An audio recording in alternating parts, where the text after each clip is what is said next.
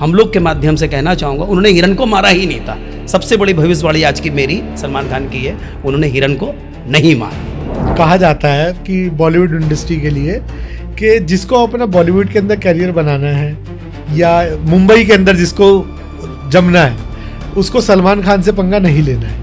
आपके हम लोग के माध्यम से बताना चाहूँगा, कल्कि अवतार जी का जन्म हो चुका है।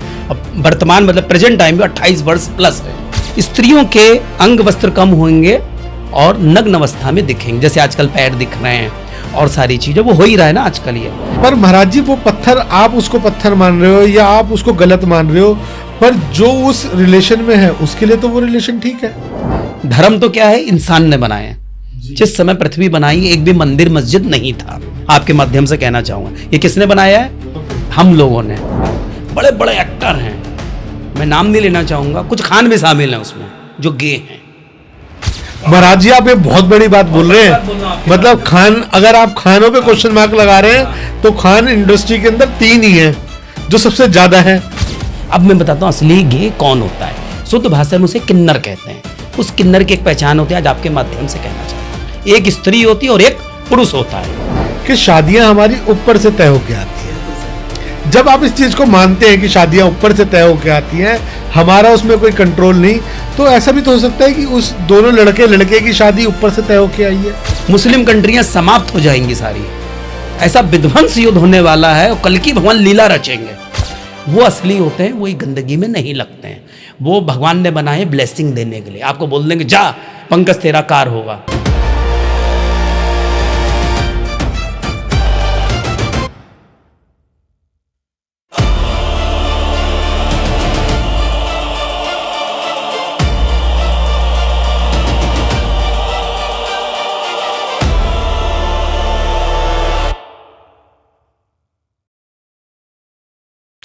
दोस्तों, जिनकी भविष्यवाणी है अचूक, 25 सालों का एक्सपीरियंस, जो 25 सालों से भविष्यवाणियां करते आ रहे हैं, जिन्होंने भविष्यवाणी की थी वर्ल्ड वॉर की, बंगाल में ममता बनर्जी की, और ऐसी बहुत सी भविष्यवाणियां जो वो लेके नई दोबारा से हमारे चैनल पे आए हैं। उनको वैसे तो किसी आइडेंटिटी की जरूरत नहीं है, उनकी वाणी ही उनकी आइडेंटिटी है। तो हम स्वागत करते हैं हमारे आचार्य विश्वनाथ जी की। विश्वनाथ जी, कैसे हैं आप? जी, सब अच्छा, कृपा। जय श्री महाकाल, जय कामाख्या। आपका भी स्वागत करते हैं, आपने हमें फिर से आमंत्रित किया। Thank you so much. दिल से स्वागत करते हैं आपका भी, ललित जी का भी, नीरज जी का भी। आपकी ऐसी भविष्यवाणियां, जैसे कि आपने भविष्यवाणी करी थी कि ममता बनर्जी सरकार बंगाल में गिरेगी, वो गिरी। आपने बोला था जो हमारा वॉर चल रही है उस पर विराम लगेगा, विराम लगा, और उससे रिलेटेड जो भी भविष्यवाणी आपने करी थी वो सटीक साबित होती जा रही है। जैसे आपने कहा था कि यूएई का ऊपर बहुत हमले होंगे, वो हो रहे हैं। और कुछ आपने गोविंदा से रिलेटेड भविष्यवाणी कही थी, कुछ खानों के बारे में आपने बताया था। तो ऐसे ही हम चाहते हैं शायद कि आज आप ऐसी कौन सी भविष्यवाणियां लेके आए हैं? जी, सबसे बड़ी भविष्यवाणी आज की मेरी है सलमान खान के बारे में।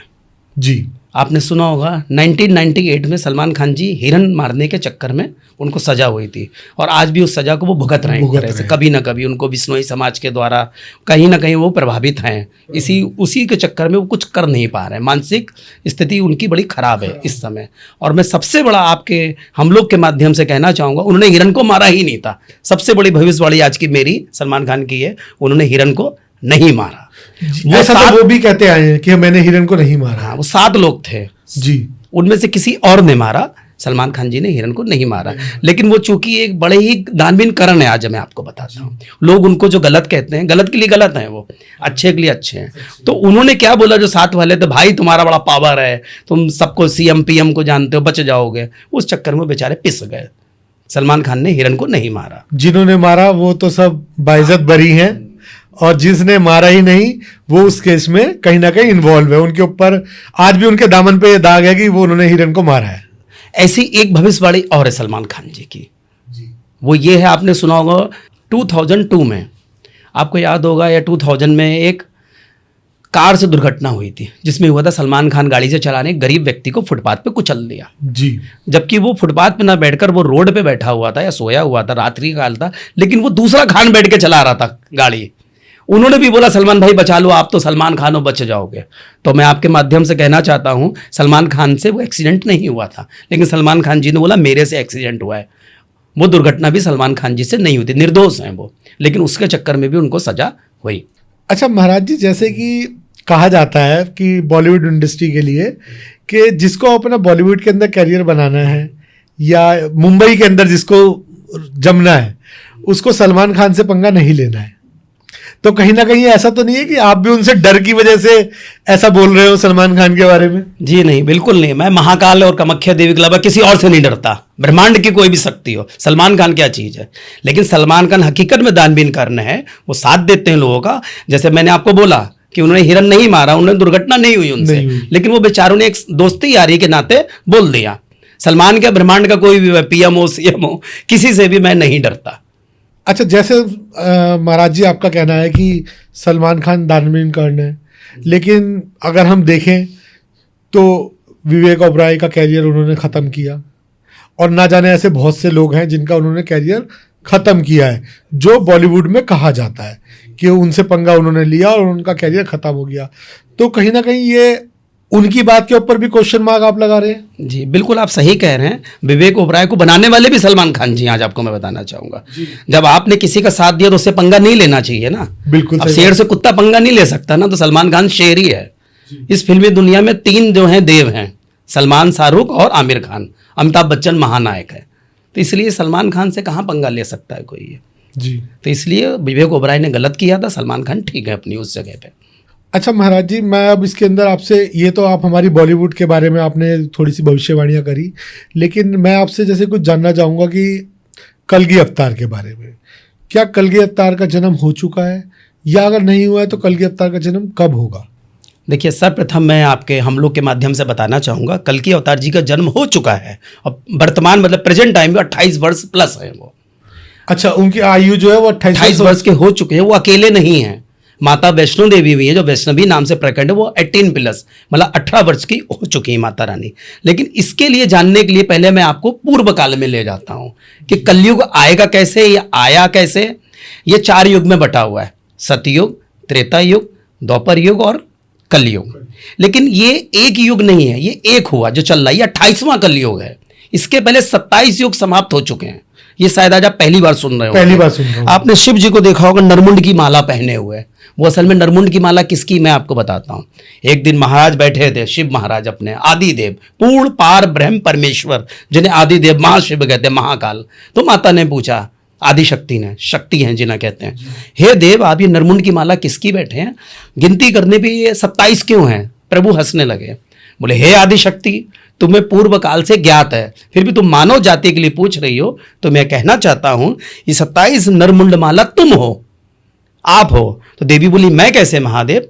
तब उन्होंने बोला ये 27 कल्प समाप्त हो चुके हैं। 27 कल्प का मतलब 27 बार सतयुग, त्रेता, द्वापर, कलयुग समाप्त हो चुका है, ये 28वां चल रहा है। उन्होंने कहा कैसे महाप्रभु? उन्होंने कहा सतयुग, त्रेता, द्वापर समाप्त हो चुका है और अब ये कलयुग है। जैसे ही कलयुग समाप्त होगा तुम समाप्त होकर 28वें रूप में मुंड माला, मुंड के रूप में इसमें समा जाओगी। हे देवी, अब मैं तुम्हें बताता हूं, आने वाले दिनों में लिंग रूप में मैं प्रकट होऊंगा, तुम योनि रूप में। यानी कि कामाख्या का मतलब है प्रेम का आनंद, जो सर्वोच्च देवी है, जिसे आसाम गुवाहाटी नीलांचल पर्वत कहते हैं, जो सबसे बड़ी यूनिवर्सिटी है आज मैं आपको बताऊं, 12,000 साल पहले से वहीं कामदेव की पूजा होती थी, वहीं कामाख्या देवी की पूजा होती थी। तब देवी ने बोला हे महादेव, कृपा करके बताइए आप मुझे आने वाले दिनों में कल्कि अवतार किस प्रकार से होगा और कहाँ पे प्रकट होगा। तब शिव जी मुस्कुराए और बोले हे देवी, मैं आपको बताता हूँ, ज्ञानगंज, गुप्तगंज, संबल देश, जिसे हम लोग तिब्बत कह सकते हैं, आज में चाइना के बगल में है, वहां से प्रकट होगा। मेरे और तुम अर्धनारीश्वर रूप में जन्म लेंगे, श्री हरि के जन्म से उत्पन्न होंगे, जिन्हें कुछ लोग 24 अवतार, कुछ लोग दशावतार बोलेंगे। वहां से प्रकट होंगे, कोई उन्हें माधव बोलेगा, कोई उन्हें विष्णु यश या कोई विष्णु दत्त कहेगा, कोई कोई उन्हें श्री हरि या कोई कोई मेरे शिव और शिवानी नाम से संबोधित भी करेगा। हे देवी, वहां से प्रकट होने पर वो जब प्रकट होंगे तो महाशक्ति के रूप में होंगे, उसकी कुछ पहचाने हैं। तब देवी बोली हे प्रभु, कृपा करके बताइए कलयुग की क्या पहचान है और उसका अंत कैसे होगा। तब उन्होंने बोला कुछ लक्षण बताए।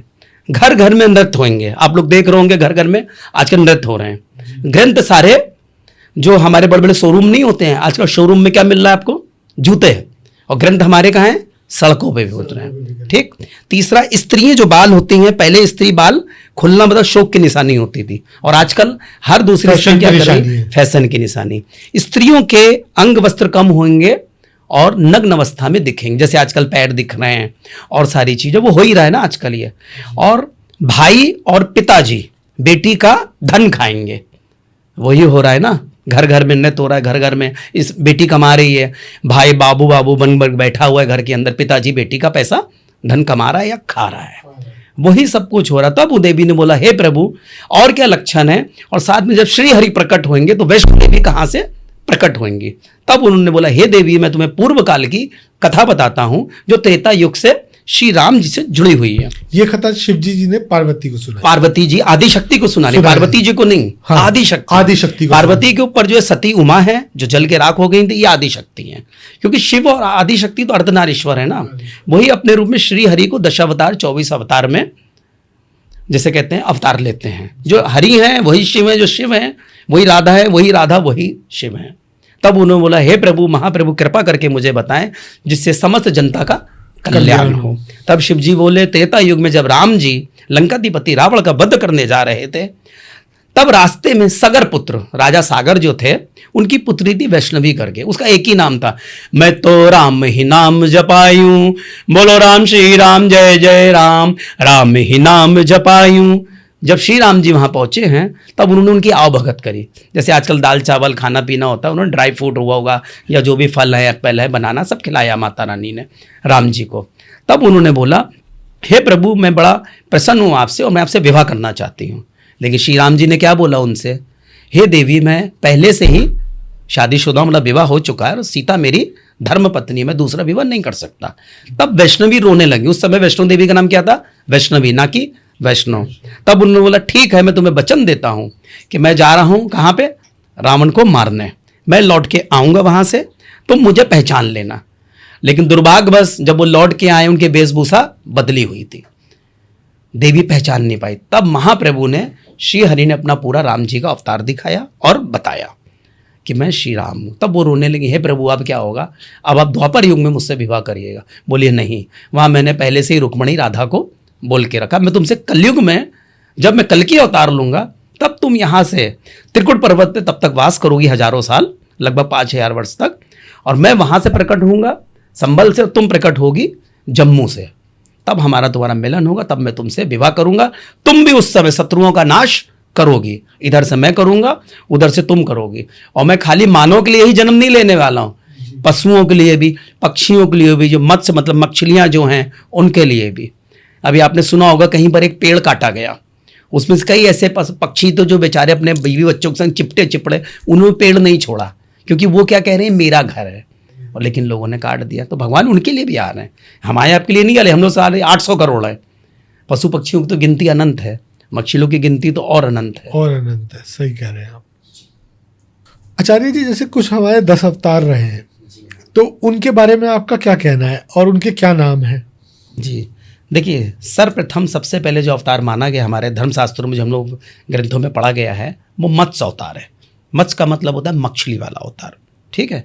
फिर अवतार माना गया बारह अवतार, मतलब सूकर वाला अवतार, जिस समय उन्होंने पृथ्वी को मतलब भूदेवी को ले जाके एक राक्षस हिरण्याक्ष ने पृथ्वी के गर्भ में, समुद्र में मतलब कहते हैं, डुबो दिया था, वो हुआ हिरण्य। तीसरा अवतार माना गया है नरसिंह अवतार, नीचे से नर ऊपर से सिंह, भक्त प्रहलाद की रक्षा के लिए उन्होंने वो अवतार धारण किया था।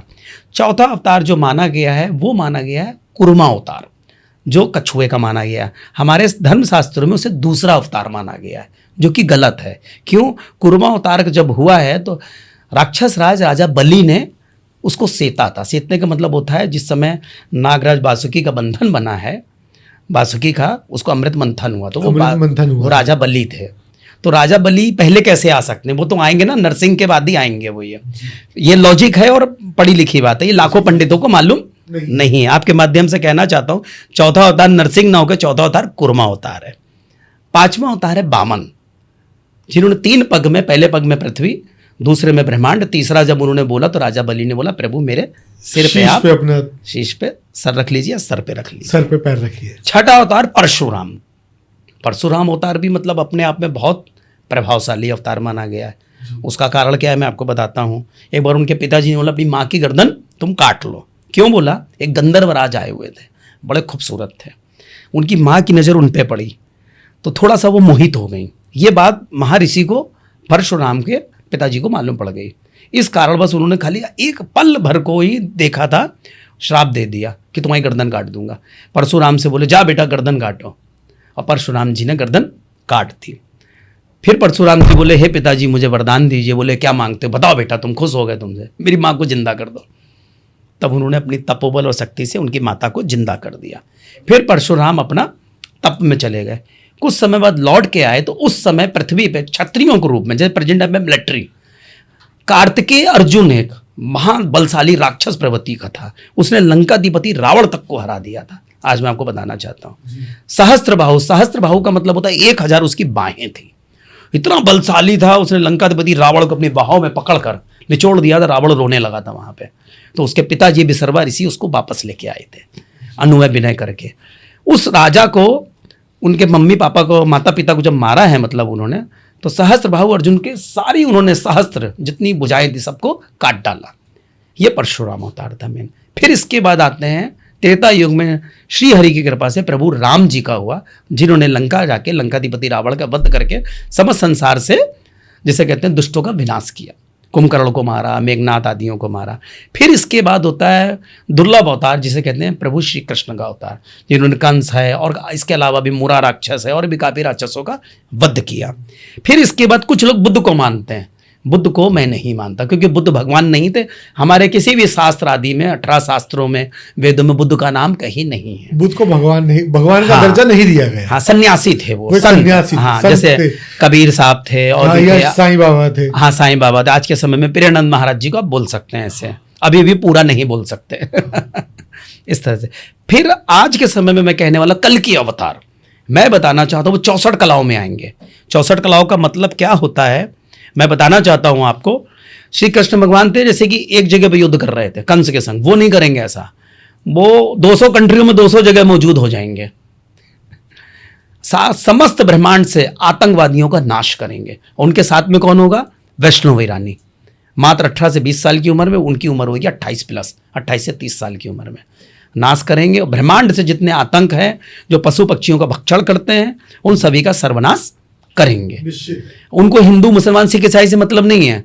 धर्म तो क्या है? इंसान ने बनाए।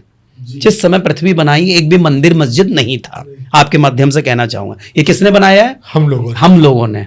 हाँ से हिंदू, माँ से मुस्लिम लोगों ने। ये सब इंसान का बनाया हुआ। इन प्रभु ने सनातन धर्म बनाया। इसका मतलब होता है नष्ट ना होने वाला धर्म। आर्य लोग कहलाते हैं। जब हम लोग जाते थे युद्ध पे तो रानियों और बहन लोग जो हैं टिक्का लगाते हैं आर्य। आप आर्य का मतलब होता है क्षत्रिय। एक तरह से आप लोग आइए विजय भव्य, ये मतलब उसको एक विजयी तिलक भी तो कहा जाता था कहीं हाँ, वो भी और आर्य ही कहलाते थे इसीलिए। अब आजकल क्या कह दिया गया है आप समझ रहे होंगे, धर्म जात कितना है। आगे चल के एक ऐसा नेता आएगा जो मैं आपको बता रहा हूँ कल की, सारा संविधान चेंज हो जाएगा, सारे धर्म चेंज हो जाएंगे, नई भाषा आएगी, जो वो चाहेगा वही होगा। अच्छा जी। जैसे कृष्ण भगवान थे जी। उस समय भी कहते हैं 600-700 करोड़ लोग मारे गए, लेकिन क्या पांडव मारे गए? 5 कदापि नहीं मारे गए। कारण उनके साथ थे उन्होंने मान लिया था प्रभु है, और आज भी वही होगा जो उनको मानेगा। ये भगवान है, श्री हरि का अवतार है, कल की अवतार है, माधव है, विष्णु दत्त हैं, वो बचेगा, बाकी सबका सर्वनाश हो जाएगा समस्त पृथ्वी से। महाराज जी, आपका कहना है कि कलगी अवतार जन्म ले चुके हैं जी, लेकिन कहा जाता है कि कलगी अवतार जन्म लेंगे कलयुग समाप्त होने के बाद, और अभी तो कलगी जो कलयुग चल रहा है, कलयुग को चलते हुए 5128 वर्ष के लगभग हुए हैं, और कलयुग समाप्त होने में करीब 4,32,000 साल कुछ वर्ष बाकी हैं। तो आप कैसे कह सकते हो कि अभी वो जन्म ले चुके हैं? जी, मैं बताता हूँ आपको, जो मैंने अध्ययन किया है वेद आदि, भविष्य पुराण आदि से। इस समय आपने सुना है कि भविष्य मालिका चल रही है इस समय। ये वहाँ के जो गुरुदेव हैं अपने जगन्नाथ से, झंडा गिरेगा, झंडा जलेगा, पानी आएगा उस पर, ऐसा होगा, वो सब हो चुका है। लेकिन रॉन्ग क्या है, उन्होंने अपने बुक जो उनकी छप रही है नवावतार, उन्होंने बालभद्र मतलब किसको बोला है? बालभद्र, लक्ष्मण मतलब बलराम जी को, वो रॉन्ग है। नवावतार तो अपने कौन थे? श्री कृष्ण भगवान। 10 अवतार तो अब ये हुए हैं। कौन हो रहे हैं? आने वाला कल की अवतार। असल में जो आप 432 बता रहे हैं, इसको डबल करें 864 होता है, 8,64,000। वो 100 वर्ष है। सौर वर्ष का मतलब मैं आपको बताना चाहता हूं। अपना जो सतयुग है वो है 4800 वर्ष का। कितना? 4800 वर्ष का। 3600 वर्ष का है त्रेता युग, 2400 वर्ष का है द्वापर युग। अब ये कलयुग है 1200 वर्ष का। टोटल मिला के होता है ये 12000 वर्ष, जिनमें कि हम लोग 348 वर्ष आगे जा चुके हैं। आज मैं आपको बता रहा हूं कलयुग समाप्त हो चुका है। आने वाले दिनों में मात्र इसमें 35 वर्ष बचे हैं। कितने बचे हैं? 35 वर्ष। और जिनमें 8 वर्षों में जो कल की भगवान है वो विध्वंस मचाएंगे, तांडव करेंगे। लोग देखेंगे क्या है ये। अमेरिका था, दुबई था, इंग्लैंड था, सब में कंट्री को आपको बता रहे। जर्मन भी था। चलिए, इंग्लैंड करेगा इसमें नारद मुनि का काम, वो स्वाहा हो जाएगा। मुस्लिम कंट्रियां समाप्त हो जाएंगी सारी। ऐसा विध्वंस युद्ध होने वाला है और कल की भगवान लीला रचेंगे। नारद मुनि वाला जो काम होता है ना, सबकी चतुराई वो बताएंगे क्या है। तो वो 100 वर्ष है। अपने पंडितों को पहले गिनती नहीं आती थी। बुरा मानेंगे तो बुरा मानते हैं, जो लोग देख रहे हैं। सत्य से मैंने पढ़ा है, मैं लिखित में दे दूंगा। भविष्य मालिका वाले भी गलत बता रहे हैं। वो कह रहे हैं सब समाप्त हो जाएगा दूर दूर तक। ऐसा कुछ भी नहीं होगा। समाप्त होगा 25%, यानी कि दिल्ली तो रहेगा ना। दिल्ली रहेगा। मैंने पहले भी बोला, दिल्ली में रहते हैं तो हमें दिल्ली से चाहिए। मैंने पहले भी बोला था जो मिसाइलें पड़ेंगी उनके टारगेट क्या है। हमारा सबसे बड़े मुंबई, दिल्ली, कलकत्ता, मद्रास, 5वां हमारा कानपुर। बताना चाहूंगा कानपुर मेरा जन्म स्थान है और मुंबई मेरी प्रेजेंट टाइम पे कर्मभूमि है। तो आप तो अपनी दोनों ही जगह खत्म करवा रहे हो। वो तो जो लिखा है वो भाग्य में लिखा हुआ है। हाँ, मतलब आपने कुछ तय नहीं करा है तो ऊपर वाले का लिखा। जो मैं मैप लेता हूं एक भारतवर्ष का, पूरी विश्व का, उसके हिसाब से एस्ट्रोलॉजी चलती है, न्यूमरोलॉजी होती है। वो ये सालों का अध्ययन है। अगर मैं पन्ने दिखा दूं तो कहूं मैं हजारों पन्ने फेंक चुका हूं बना बना के। तो कलयुग का जो अंत है वो हो चुका है और सतयुग आने वाला भी 8 वर्ष में जो है सब समाप्त होने वाला है। दुनिया समाप्त नहीं होगी। भगवान श्री राम भी आए हैं, वो नहीं है। कृष्ण आए हैं, नहीं है। पवित्र श्री सिखों के सबसे बड़े गुरु जी अपने गुरु नानक जी आए 550 साल पहले, आज वो भी नहीं है। लेकिन उनका धर्म चल रहा है, लोग मान रहे हैं गुरु जी करके। कबीर जी भी नहीं है, लेकिन हम लोग तो है ना वहां पे। अर्थ भी वही है। उसी तरह वो जो कह रहे हैं नष्ट हो जाएगी पृथ्वी, अरे पृथ्वी को नष्ट करने वाला कोई नहीं। 28वां कल्प नष्ट होगा, जिसमें श्री अर्धनारीश्वर जी श्री हरि के रूप में जन्म लेंगे और माता रानी जन्म लेंगे कामाख्या वैष्णवी रूप में। तब जाके शत्रुओं का नाश करेंगे। आप सभी लोगों से इस समय वो 3 समय की पूजा चालू करें। एक सुबह की पूजा 4 से 6, एक दोपहर की 11 से 1, एक संध्या काल की 6 से 8 की। अपने आप सारे आपके जितने कहते हैं ना दुर्गढ़ रूप हैं, सतोगढ़ी जो विचार हैं वो सब अच्छे होंगे और तमोगढ़ी विचार हैं वो नष्ट होंगे। उनकी श्री हरि की पूजा करें। और मैं फिर कहना चाहूँगा आपके माध्यम से, कलयुग का अंत चल रहा है और ऐसा समय आने वाला लोगों ने सोचा नहीं होगा। हर 1 किलोमीटर दूर पे कहो आपको कोई दूर दूर तक कोई दिखाई नहीं देगा। लेकिन भारतवर्ष का नुकसान सबसे कम इसलिए होगा, हम सारे लोग सारे धर्मों को मानने वाले हैं। किसी भी जात की बहन को बहन मान लें, राखी बना लें, वो हमारी बहन हो गई। ये हमारे अपने मात्र एक सनातन धर्म आर्य में मतलब हिंदू धर्म में है। आने वाले समय में कल की सबको शांत करेंगे, पशुओं की रक्षा करेंगे, पक्षियों की करेंगे, गाय की रक्षा करेंगे। आज हमारे जो भगवान ने यहाँ पे पीएम दिए हुए हैं वो भी कहाँ रक्षा कर पा रहे हैं गाय की। उन्होंने लॉकडाउन में दारू चालू करा दी। तो मेरा कहने का मतलब एक ऐसा अपने यहाँ धर्म नेता होना चाहिए जो सारी चीज़ों को बंद कराए। और गाय होती थी पहले व्यापार के लिए, दूध उसका श्री कृष्ण जी बेचते थे ना, दूध व्यापार होता था। गाय काटने के लिए नहीं है जी, खाने के लिए हम लोग को दाल चावल दिए।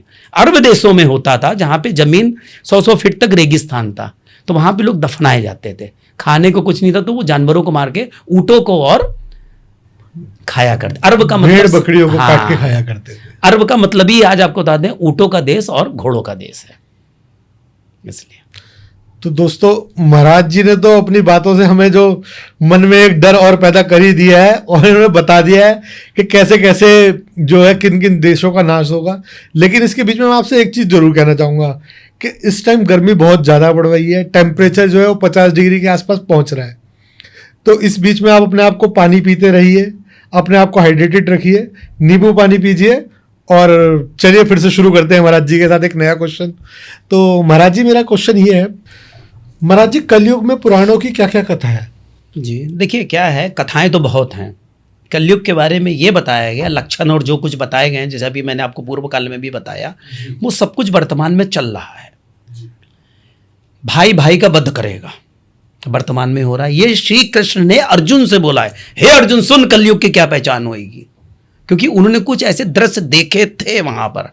भाई भाई का वध करेगा, स्त्री के चक्कर में बेटा अपने माँ बाप का मर्डर करेगा, एक तरह की हत्या करेगा, सब हो रहा है। बेटा कभी भी माँ को मार सकता है, माँ बेटे को भी मार सकती है, सत्य पृथ्वी से समाप्त हो जाएगा। अगर आप देखें इस समय क्या हो रहा है, हमारे मुंबई से फिल्मी दुनिया देखी कैसी कैसी फिल्में बन रही हैं, क्या वो फिल्में अच्छी हैं? कदापि नहीं। पर महाराज जी अभी तो देखने में ज्यादातर ये आ रहा है कि बीवियां अपने पतियों को मार रही हैं। हाँ तो वही हो रहा है, ड्रम वाला जो नीले ड्रम वाला आजकल केस हो रहा है, तो आजकल तो सारे केसेस ऐसे ही आ रहे हैं। ऐसे ही हो रहा है ना, कहीं पति मार रहे हैं तो कहीं पत्नी कहीं मार के वो अपने कमरे में ही बेड के नीचे उसको पति को दफना दिया है, 6 वर्ष बीत गए हैं या 4 वर्ष बीत गए हैं, पता चल रहा है कि बोला गया है कि वो बाहर नौकरी कर रहा है और वहीं बेड के नीचे उसको दफना रखा है। अपने भारत में तो फिर भी अच्छा है, फॉरेन कंट्री में तो शादी नहीं करते, उनके बच्चे हो जाते हैं बड़े बड़े जी, उनको पिताजी का नाम नहीं मालूम है। पर वहाँ का तो कल्चर ही ऐसा है ना, उन लोगों ने उस कल्चर को फॉलो किया हुआ है। पर हम इंडिया में रहते हैं तो हम इंडिया की बात करेंगे। इंडिया के अंदर एक कल्चर है शादी करके रहने का, शादी करो, शादी के बाद आपके बच्चे हैं, आप उन बच्चों के पिता कहलाओगे, वो माता कहलाएगी, ये एक हमारे देश का कल्चर है। लेकिन अभी का जो कल्चर फिलहाल में चल रहा है कि वो पत्नी ने पति को मारा और दफना दिया, कहीं ड्रम में दफना दिया, कहीं नाले में फेंक दिया, कहीं पहाड़ से ले जाके फेंक दिया। देखिए श्री हरि ने जब कृष्ण जी का अवतार लिया, अर्जुन को सब समझाया कलयुग की क्या पहचान है। आजकल आपको मालूम होगा लेस्बियन, जैसे लड़कियां शादी कर रही हैं और शायद सुनने में आया कुछ मान्यता प्राप्त भी हो गई उनको। तो अब ये तो रॉन्ग है ना, ऐसे लोग को मान्यता क्यों दे रहा हूँ? लड़के लड़की की शादी होती है ना वहाँ पर, लड़की लड़की का ऐसी गे का होता है, जैसे आज के समय में शादी कर रहे हैं, वो भी शादी कर रहे हैं। गलत है ये संदेश तो गलत जा रहा है ना मानव जाति के ऊपर। ये पति लड़के लड़की के विवाह होता है, जैसे आज हम लोग आप हैं, पिताजी रहे होंगे, पिताजी के करते करते आज ये एक वंशावली श्री राम के ऊपर से 12,000 वर्षों से चली आ रही है अपने यहाँ। तो कहने का तात्पर्य है जितना हो रहा है सब कली मतलब कल्कि का ही प्रभाव है सारा। ये सब गलत हो रहा है इस समय जो हो रहा है ये। पर महाराज जी जैसे जैसे हमारा देश डेवलप हो रहा है तो ये तो एक फ्रीडम ऑफ लाइफ है, तभी तो उनको मान्यता प्राप्त कराई गई है कि भाई जो इंसान जैसे रहना चाहता है, जिसके साथ वो खुश है, वो उसके साथ रहे। तो आप इसको जब एक गवर्नमेंट इस चीज को मान्यता दे रही है तो आप उसको गलत कैसे कह सकते? गलत ऐसे देखिए सर, अगर मुझे दाल चावल खाने हैं, खाने में दाल चावल ही खाएंगे ना, पत्थर तो नहीं खा सकते ना। वो क्या खा रहे हैं आपको खुद मालूम है। पर महाराज जी वो पत्थर, आप उसको पत्थर मान रहे हो या आप उसको गलत मान रहे हो, पर जो उस रिलेशन में है उसके लिए तो वो रिलेशन ठीक है। वो गलत कार है, वो एक तरह से पाप कर्म कर रहे हैं, मैं आपको बताऊंगा। उनका कोई भी मोक्ष नहीं, कोई कुछ नहीं, वो अनैतिक कार्य हैं सारे। पर पाप पुण्य तय करने वाले आप या हम कौन होते हैं? देखिए हमारे धर्म शास्त्रों में शुरू से ही बोला गया 12,000 का इतिहास है, वेद आदि शास्त्रों में लिखा हुआ है, स्त्री का जिस पुरुष से होनी उस स्त्री को उस पुरुष की सेवा करनी है। और उन्होंने किन्नर, जैसे कि आपको याद होगा महाभारत काल में भी एक किन्नर था जो भीष्म पितामह के आगे जब आ गया था, जिसके मारे उसको शिखंडी, हाँ शिखंडी जिसे कहते हैं, नाम में लेने ही वाला था, आपने बोल दिया। तो ये सब बोले गए जब इनका उद्गम ज्यादा होगा। आज अब देखिए इनकी संख्या कुछ ज्यादा ही बढ़ गई है। पर महाराज जी जैसा कि मैं भी ये मानता हूँ, हमारे बड़े बुजुर्ग भी ये कहते थे, शायद कहीं ना कहीं आप भी मानते होंगे कि शादियां हमारी ऊपर से तय होके आती है। जब आप इस चीज को मानते हैं कि शादियां ऊपर से तय होके आती हैं, हमारा उसमें कोई कंट्रोल नहीं, तो ऐसा भी तो हो सकता है कि उस दोनों लड़के लड़के की शादी ऊपर से तय होके आई है। वो भी आप सही कह रहे हैं। तो जब ऊपर से तय होके आई है तो आप ऊपर वाले के करे हुए में कैसे उंगली उठा सकते हैं? वो तो श्री कृष्ण ने अर्जुन को पूरा विधान बताया। देखिए अभी मैं बम्बई के बारे में बताना चाहूंगा। नहीं बम्बई के बारे में नहीं, इसी से ले रहा हूँ, इसी से जोड़ रहा हूँ। बड़े बड़े एक्टर हैं, मैं नाम नहीं लेना चाहूंगा, कुछ खान भी शामिल हैं उसमें जो गे हैं। खान शामिल है, गे हैं।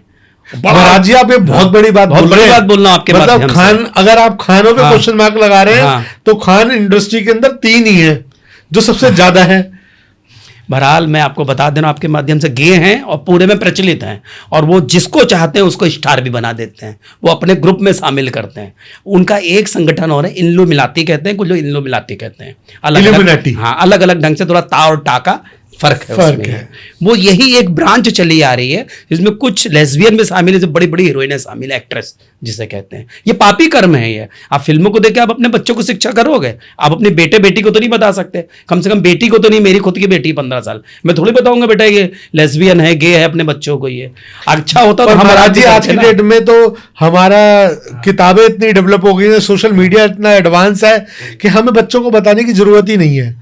वो कहीं ना कहीं उनके पास वो सारी चीजें अपने आप पहुंच रही हैं, और हमारे से ज्यादा आज की डेट में हमारे बच्चे हैं या जो आजकल की जनरेशन है वो हमसे ज्यादा समझदार है। आप अच्छा कह रहे हैं, लेकिन आप बताइए खुद आप इसको कितना स्वीकार करेंगे कि आपके सामने गे बैठा हुआ है, कि आप उससे संबंध खुद बनाएंगे? नहीं, वो मेरी इच्छा है ना, अगर मेरी इच्छा उससे संबंध बनाने की है तो मैं बनाऊंगा।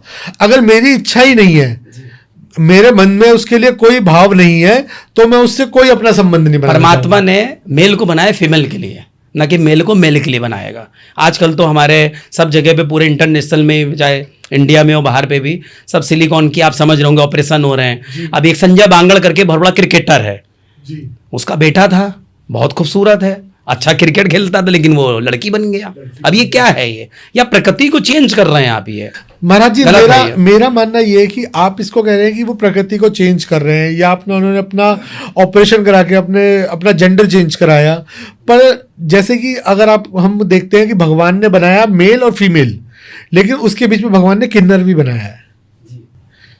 किन्नर भी उन्होंने ही बनाया है। असली किन्नर। अब आते हैं आपकी बात, ये जितने आप गे की बात कर रहे हो ना, एक भी इसमें असली गे नहीं है। अब मैं बताता हूँ असली गे कौन होता है। शुद्ध भाषा में उसे किन्नर कहते हैं। उस किन्नर की एक पहचान होती है, आज आपके माध्यम से कहना चाहता हूँ। एक स्त्री होती है और एक पुरुष होता है। उनकी डील डॉल अलग होगी, वो आपके सामने ऐसे आएगा नहीं, और वो 40 के बाद कार्य करना चालू करते हैं। कितने वर्ष के बाद? 40 के बाद। हाँ, आपने कभी सुना किन्नर की मृत्यु हुई? आपने कभी देखा? कभी नहीं देखेंगे उस किन्नर को। गुप्त होते हैं, रात को 1 से 4। अपने हिंदू धर्म में 8 पहर होते हैं, हर एक पहर में 3 घंटे होते हैं। 8वां पहर जो होता है 1 से 4, उसमें उनका अंतिम संस्कार किया जाता है। उन्हीं में उनकी बहुत बड़े साधक होते हैं। सुनिए, उनमें भी 2 होते हैं किन्नर में। आप पहली बार सुन रहे हैं ना, अब आप पूरा ही गे के बारे में सुनिए, लेकिन मैं उन्हें किन्नर बोलूंगा। एक स्त्री और एक पुरुष होता है। उसमें एक हल्का सा एक छेद होता है उनके लिए, पेशाब के लिए, और एक में हल्का सा लिंग होता है, जिसे अर्धलिंग कहता है, इतना सा। वो असली होते हैं, वो गंदगी में नहीं लगते हैं। वो भगवान ने बनाए ब्लेसिंग देने के लिए। आपको बोल देंगे जा पंकज तेरा कार होगा, तेरा अच्छा होगा, तेरा अच्छा ही होगा। ये जो आजकल है, ये अपने मजे के लिए बना रहे हैं, ये जिसे कहते हैं वासना के लिए, संबंध बनाने के लिए। इसको मैं कभी भी नहीं बोलूँगा अच्छी चीज़ है, बाकी जैसा आप समझे।